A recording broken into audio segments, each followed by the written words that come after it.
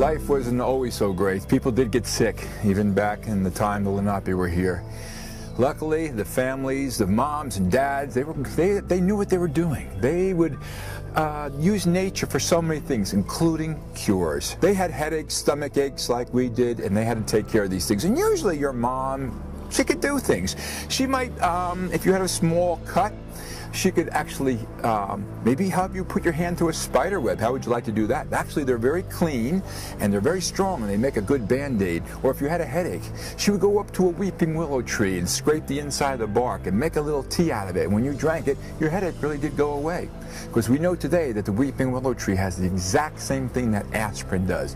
So moms, they knew what they were doing. Now, of course, just like today, our moms can't cure everything. So they had different kinds of doctors.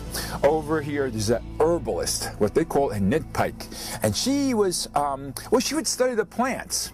Oftentimes, when she was young, she might have had a special dream where she would actually, the plants might have talked to her and began to tell her things. She would study these plants, and she was able to cure people with, by using them. And there were so many cures. There were hundreds of different plants that could be used for various kinds of medicines, for aches and pains, for burns, for stomach aches.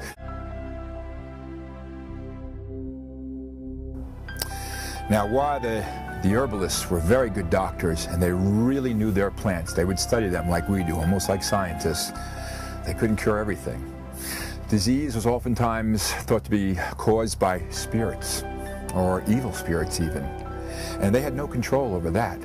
So for that kind of a disease, there was a very special kind of a doctor that we call a shaman or medicine man. This kind of a doctor here that we're looking at today, well, they were more in touch with the spirit world. They oftentimes knew that there were evil spirits at work. And to get rid of them, sometimes you had to be very scary.